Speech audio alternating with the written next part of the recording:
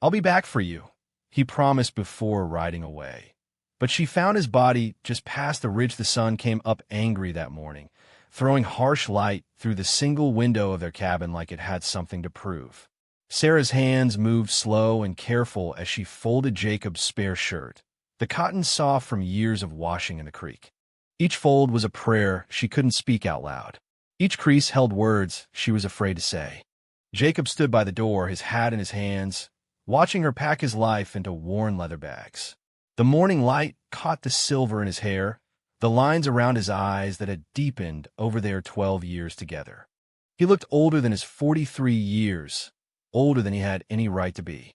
The drought had aged them both, but Jacob carried it different.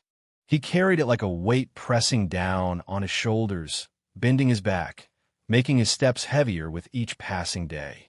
"Sarah," he said, and her name came out rough, like gravel under wagon wheels. "Look at me." She kept folding, kept her eyes on the fabric in her hands. If she looked at him now, she might not let him go.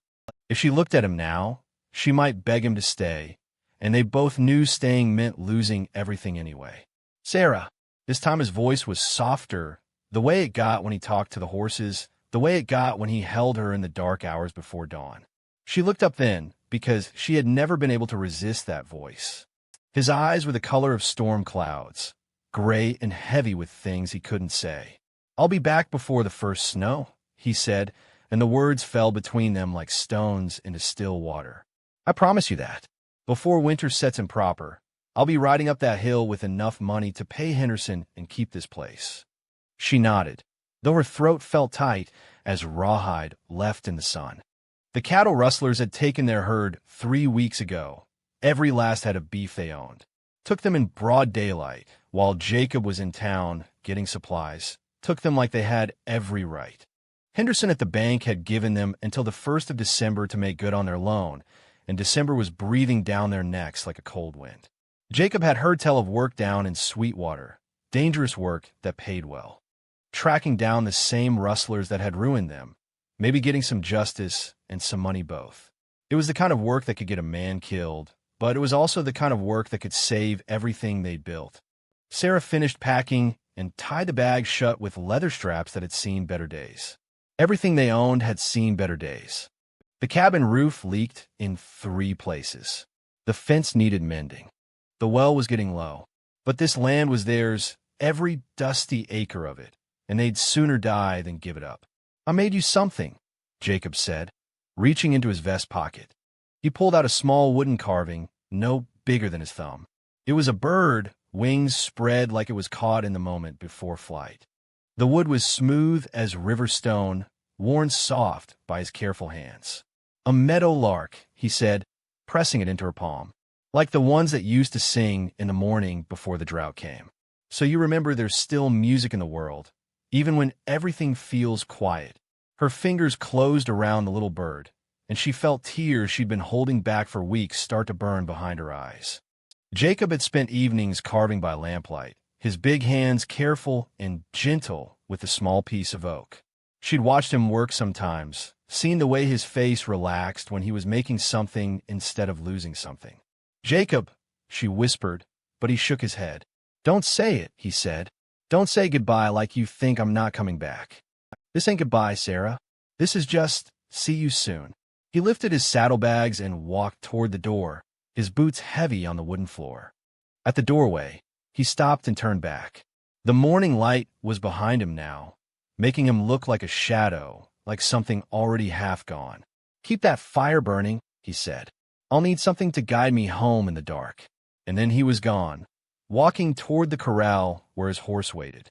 Sarah stood at the window and watched him saddle up, watched him check his rifle, watched him pat his coat where his worn colt rested against his ribs. The horse was a good one, a bay gelding named Copper that Jacob had raised from a foal. If any horse could bring him home safe, it would be Copper. Jacob mounted up and sat still for a moment, looking back at the cabin. Sarah pressed her hand against the glass, wishing she could reach through it, wishing she could pull him back inside where it was safe. But safety was a luxury they couldn't afford anymore. Safety was something for people who hadn't lost everything to thieves in the night. He touched the brim of his hat, a small salute just for her, and then he was riding up the hill behind their cabin, toward the ridge that marked the edge of their world. Sarah watched until he was just a dot against the sky, watched until he reached the top of the ridge and stopped. For a moment, horse and rider were silhouetted against the morning sky like something out of a painting. Then Jacob raised his hand, a final wave, and disappeared over the other side. The silence that came after was complete. No wind in the dry grass. No birds singing. No sound of hooves or creaking leather. Just the quiet that lives in empty spaces, the kind of quiet that makes you hear your own heartbeat, your own breathing, your own thoughts running in circles like trapped animals.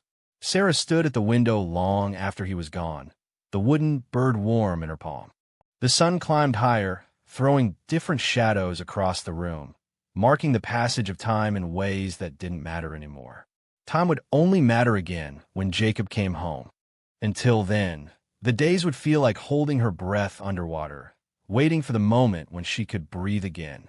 She looked down at the little meadow lark in her hand, at the careful way Jacob had carved each feather, each tiny detail. It was beautiful work, the kind of thing that spoke of patience and love and hope for better days. She closed her fingers around it and made her own promise, quiet and fierce as a prayer. She would keep the fire burning. She would keep his place at the table. She would wait however long it took, because that's what love looked like when everything else fell apart. Outside, the wind picked up, rattling the loose boards on the barn and sending dust devils dancing across the empty corral. Winter was coming. She could feel it in the air, in the way the light had changed, in the restless way the animals moved. But Jacob would be home before then. He had promised, and Jacob had never broken a promise to her. Not once in 12 years had he broken a promise. The morning stretched ahead of her like an empty road, and Sarah wondered how many sunrises she would watch alone before she saw his familiar figure riding up that hill again. The days began to bleed together like watercolors in the rain. 3 weeks passed, then 4, then 6. Sarah marked time by the changing light, by the way the sun moved across their small cabin, by the gradual browning of the grass that had once been green. She kept Jacob's promise alive in small ways. His coffee cup stayed on the kitchen table. His side of the bed remained unslept in, the quilt pulled tight and smooth each morning. His chair by the fire sat empty, waiting. Every evening, when the sun started its slow journey toward the horizon, Sarah walked to the edge of their porch. She would stand with one hand on the wooden rail Jacob had built with his own hands, the other holding the little carved meadowlark he'd given her. She would scan that ridge where she'd last seen him, looking for movement, for dust kicked up by horse hooves, for the familiar shape of a man coming home. The horizon stayed empty. The neighbors started coming around the 5th week. First it was Martha Henderson from the next homestead over, bringing fresh bread and worried looks. Then came old Pete Sullivan, hat in his hands, asking if Sarah needed help with the heavier chores. They spoke in soft voices, the way people do around grief, even when the grieving person insists there's nothing to grieve yet.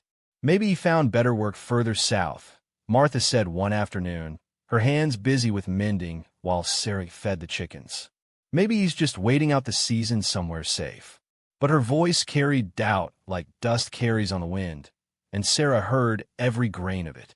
Pete was more direct, the way men often are when they think kindness requires honesty.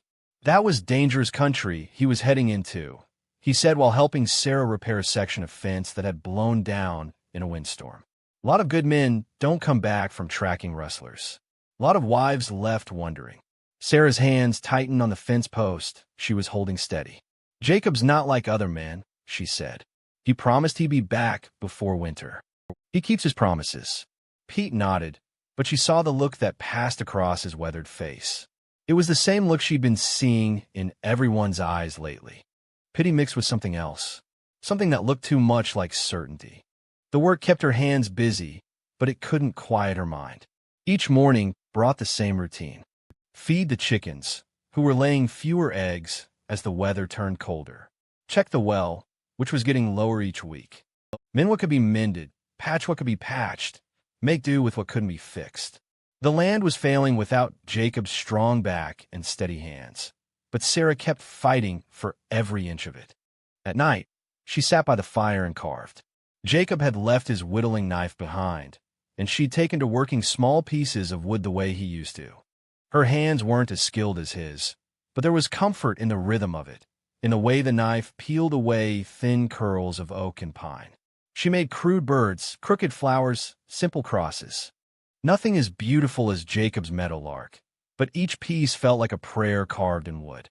October brought the first real cold, mornings when her breath showed white in the cabin air and the water in the wash basin had ice around the edges. The grass turned brown and brittle. The trees on the distant hills showed patches of yellow and red, beautiful and sad at the same time. Sarah added another blanket to their bed and tried not to think about how empty it felt. She began to have dreams. Always the same dream. Jacob riding up the hill toward home, his face tired but smiling, his voice calling her name.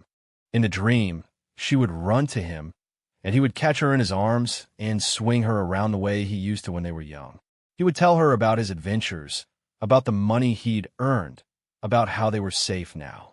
She would wake from these dreams with tears on her face and the taste of disappointment bitter in her mouth. November came like a door slamming shut. The wind turned sharp and constant, carrying the promise of winter in its teeth. Sarah's small garden, already struggling from the drought, finally gave up completely. The tomato plants turned black with the first hard frost. The last of the corn shriveled on its stalks. She harvested what little there was and stored it in the root cellar, but she knew it wouldn't be enough to see her through the cold months alone.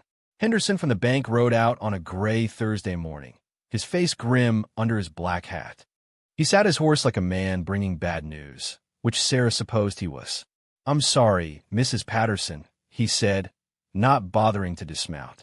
"But the payment was due yesterday. I can give you another 2 weeks, but after that..." He let the words hang in the cold air between them. "Jacob will be back," Sarah said. "He promised." Henderson's expression softened just a little. "I hope you're right. I truly do. But I have obligations to the bank, same as you have obligations to me." 2 weeks, Mrs. Patterson. That's all I can do." He rode away without looking back, and Sarah stood in her yard watching him go. The silence that followed felt different than the other silences. This one had weight to it, had consequences. This one had teeth. That night, she sat at the kitchen table and did sums by lamplight, adding and subtracting figures that never seemed to come out right. Even if Jacob came home tomorrow with pockets full of money, would it be enough? And what if he didn't come home tomorrow? What if he didn't come home at all? She pushed the thought away like she'd been pushing it away for weeks, but it was getting harder. The doubt was growing inside her like a cold seed, putting down roots she couldn't pull up. The first snow came on a Tuesday morning in early December, soft and quiet as a whispered secret. Sarah woke to a world transformed, everything white and clean and beautiful. For a moment, standing at the window in her nightgown, she felt wonder instead of worry. Then she remembered Jacob's promise. Before the first snow, he'd said, before winter set improper. She pulled on her boots and coat and walked outside. The snow was still falling, big soft flakes that caught her hair and melted on her warm cheeks.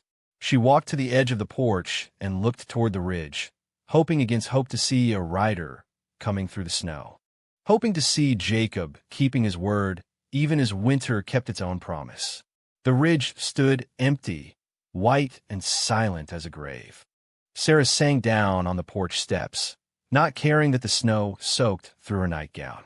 She pulled the wooden meadowlark from her pocket and held it tight in her cold hands. For the first time since Jacob had ridden away, she let herself think the thought she'd been fighting. Something had gone wrong. Something terrible had happened to the man she loved more than her own life. The snow kept falling, covering the world in a blanket of white that looked peaceful but felt like an ending. The morning that changed, everything came cold and still, with air so sharp it cut your lungs when you breathed. Sarah woke before dawn with a feeling she couldn't name, something heavy and final settling in her chest like stones sinking to the bottom of a deep well. She'd been having the dream again. Jacob riding home through the snow, his face red with cold, but alive with joy. But this time the dream felt different. This time, when she ran to meet him, he faded away like smoke before she could touch him. She woke with tears frozen on her cheeks and the taste of goodbye in her mouth. The cabin felt smaller than usual, the walls pressing in like they were trying to tell her something. She dressed quickly, pulling on Jacob's old wool coat because it still smelled like him, still carried the warmth of his body, even though he'd been gone 3 months now. Henderson would be coming back today for his final answer about the loan. 2 weeks had come and gone like water through her fingers, and she had nothing to give him but empty promises and broken dreams. But first, she needed to check on the animals. The chickens had been acting strange yesterday, refusing to come out of their coop even when she scattered feed. The old milk cow, Bessie, had been restless all night, lowing soft and mournful like she was grieving something Sarah couldn't see. She stepped outside into air so cold it made her eyes water. The world lay under a fresh blanket of snow that had fallen sometime in the night, everything white and pristine and beautiful in the way that made your heart ache. Her boots left dark prints in the snow as she walked toward the barn, and she found herself looking toward the ridge without meaning to. That's when she saw him.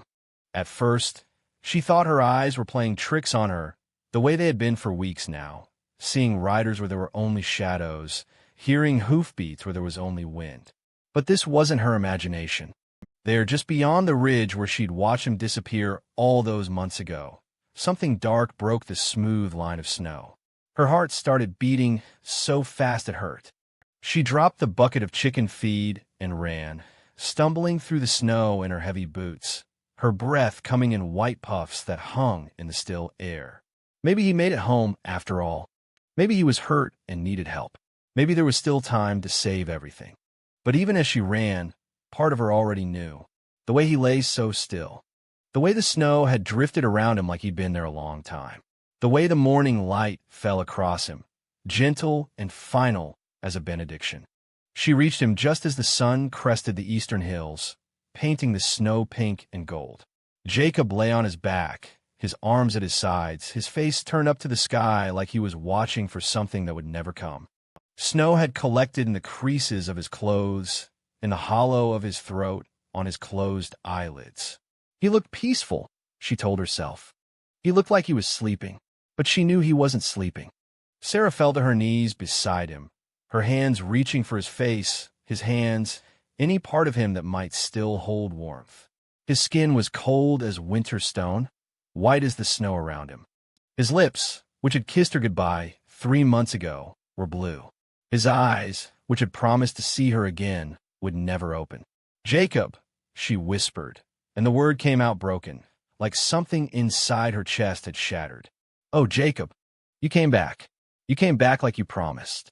Because he had, she realized.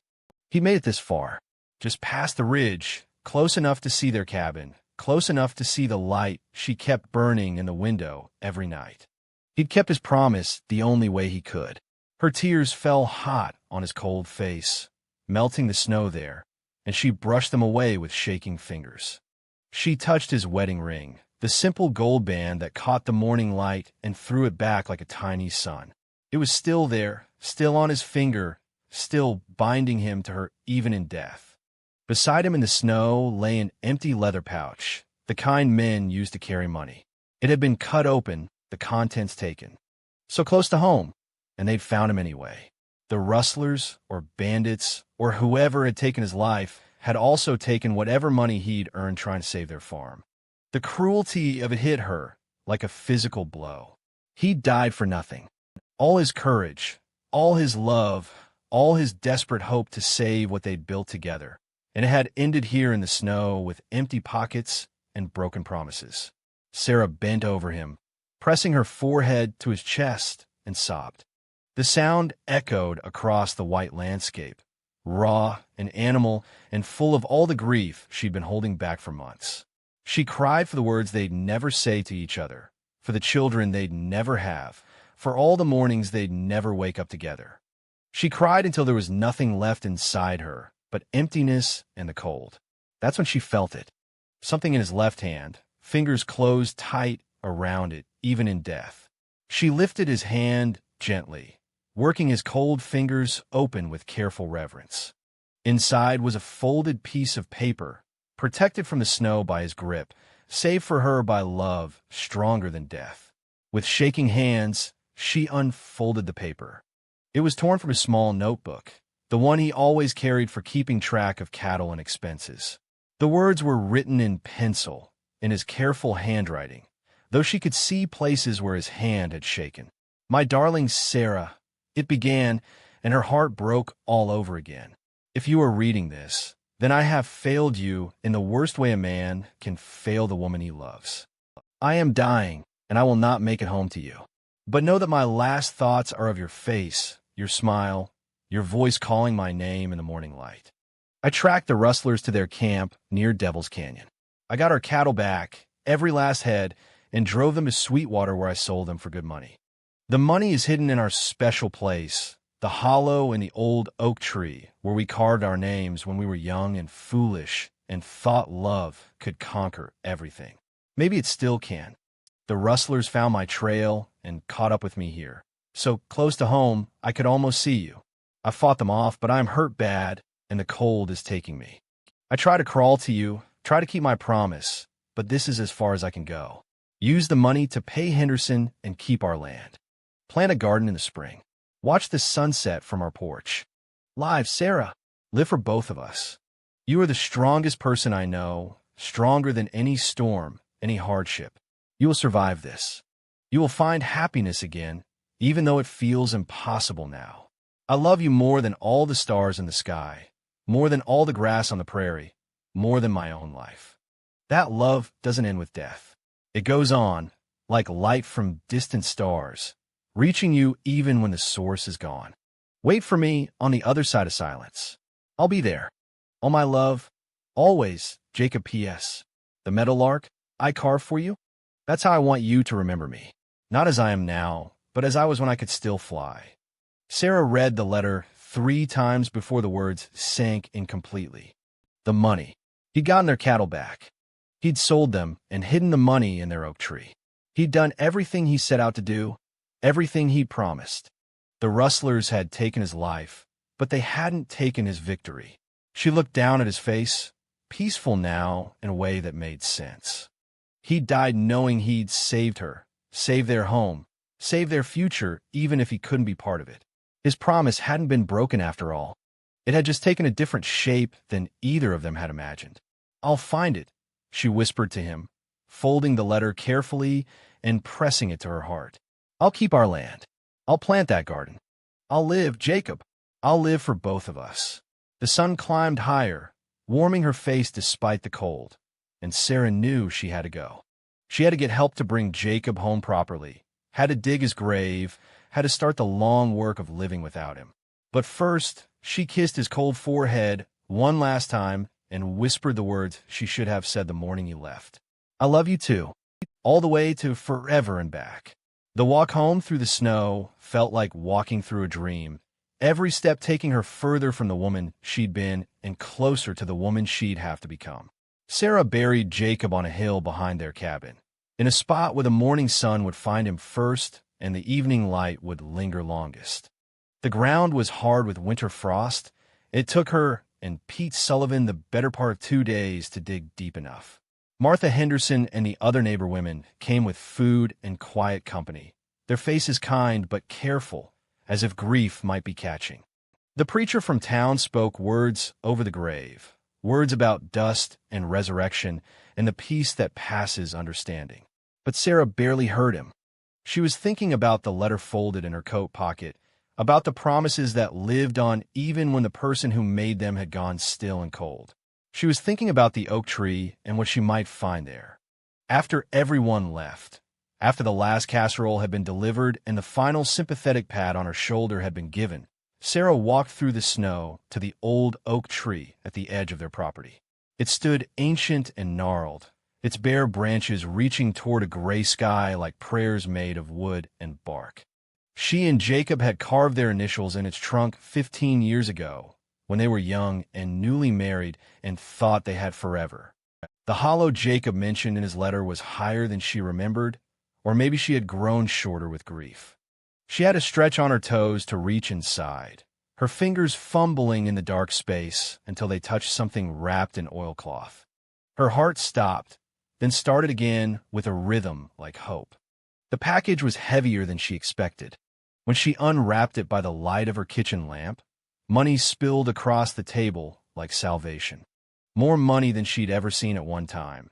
Enough to pay Henderson twice over, enough to fix the roof and mend the fences and maybe even buy a few head of cattle come spring. Jacob had done it. He'd gotten their herd back, sold them fair, and saved their farm just like he promised. But it was the smaller things in the package that made her cry.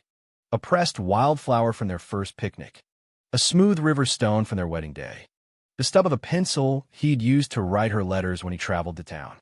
These were the treasures he'd carried with him, the pieces of their life together that had mattered more than gold. Henderson came the next morning, his face set for the business of taking a widow's home. Sarah met him at the door with the money, counted out exact, plus interest. The look of surprise that crossed his weathered features was worth more than all the coins in her hand. "I don't understand," he said, his hat clutched against his chest. "Where did you—" "Jacob kept his word," Sarah said simply. "Just like I knew he would." Henderson took the money with shaking fingers, as if it might disappear like a mirage. "I'm sorry for your loss, Mrs. Patterson." Jacob was a good man. He was, Sarah agreed, and this is still his land. Winter dragged on like an old wound that wouldn't heal. The days were short and cold, the nights longer and colder still. Sarah kept busy with small repairs, mending harness leather by lamplight, oiling tools that wouldn't be used until spring, reading the same 3 books over and over until she knew every word by heart. But mostly she sat by the fire with Jacob's whittling knife, carving birds and flowers and simple crosses, her hands learning the rhythm he'd known so well. She talked to him sometimes, late at night, when the wind howled around the cabin and loneliness pressed against the windows like something trying to get in. She told him about her day, about the chickens who had finally started laying again, about the way the sunset painted the snow pink and gold just like he used to describe it. She told him about her plans for spring, about the garden she wanted to plant, about the life she was going to build from the pieces he'd left behind.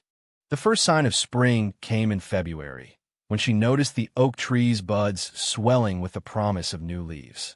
Then came the meadowlarks, just like Jacob had said they would, filling the morning air with songs that sounded like hope made audible. Sarah stood on her porch and listened.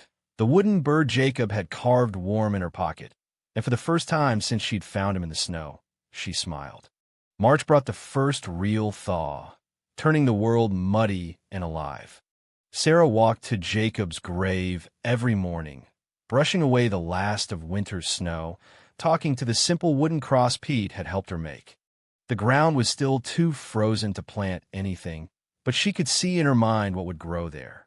Wildflowers and herbs, vegetables for her table, roses to make the place beautiful. A garden that would bloom over his heart, keeping it green and growing even in death. When April came soft and warm, Sarah began to dig. Not the hard, grief-struck digging of a grave, but the gentle, hopeful digging of someone preparing to plant life. She worked the soil around Jacob's resting place with her hands, breaking up the winter-hard earth, adding compost from the pile behind the barn, preparing a bed for the seeds she'd saved from last year's struggling garden.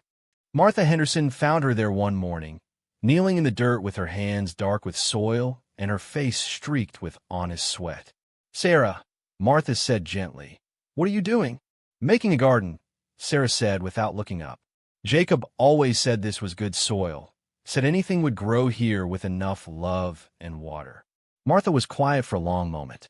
Then she knelt beside Sarah and began to help, her own hands joining in the work of preparing ground for new life.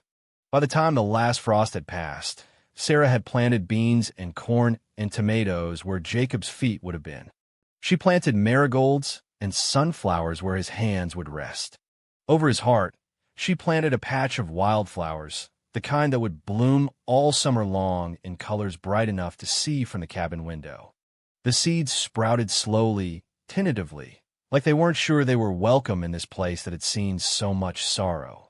But Sarah watered them faithfully, morning and evening, talking to them the way some people talk to babies or pets.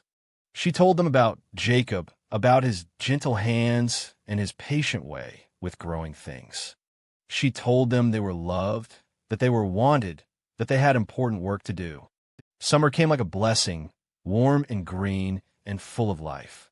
The garden grew beyond Sarah's wildest hopes, beans climbing toward the sky, tomatoes heavy on the vine, flowers blooming in waves of color that could be seen from miles away.